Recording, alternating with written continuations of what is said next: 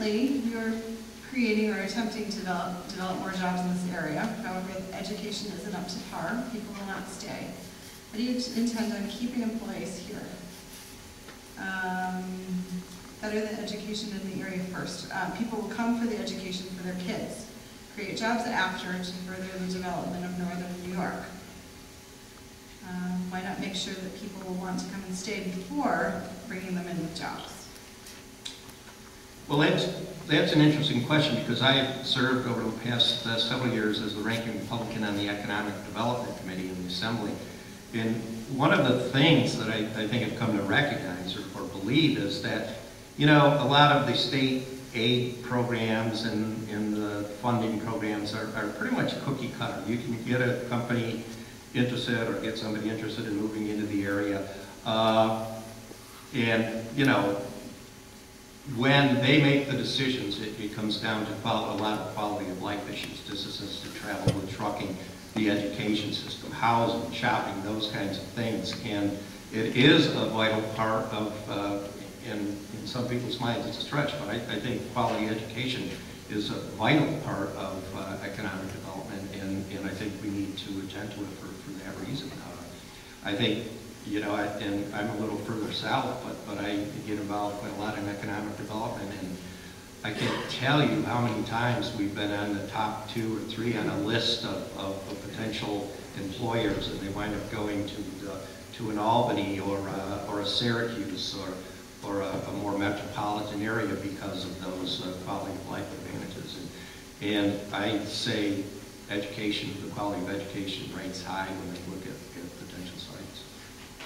You know, this is an issue that we always include in our dialogue, which is we have 4 institutions of higher learning here, and you know, they grow and prosper based on the talent that they attract and the grants that they can then obtain to do further research and study and develop new technologies.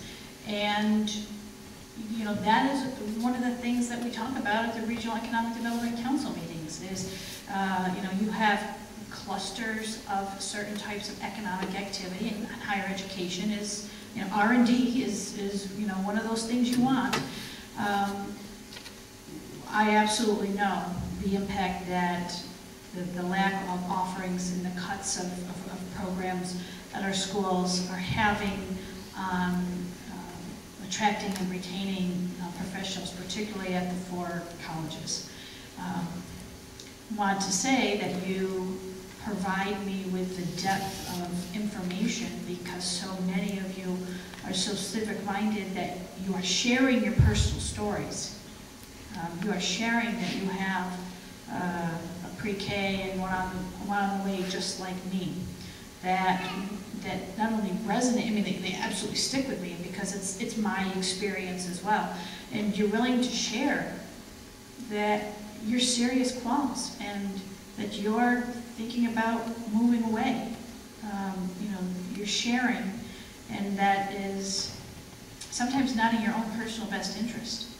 But the fact that you're able to give me those tangible stories enables me to make those emotional pleas and to bring it down to the personal level of will we have this vibrant academic cluster in St. Lawrence County if you allow these schools to fail? And we all know the answer, that we will be completely missing the opportunity to not just hold our own, but to expand and grow based off of their collective strengths. So, you know, I think we all know the answer to that statement, but the fact of the matter is that so many of you have been very courageous and very open with your personal situations so that I can relay those personal situations to others. And I'm not the only person with kids that, you know, is in the assembly or grandkids or, you know, family members in academia. I mean, they all get it. And, you know, it's really about building huge coalitions of people to push back the long-standing tradition of Senate Republicans driving money to Long Island and places like Westchester and Rockland counties. I mean, you can cut right through the chase. That's the problem. They've divvied up the pie in such a manner to ensure they get the money.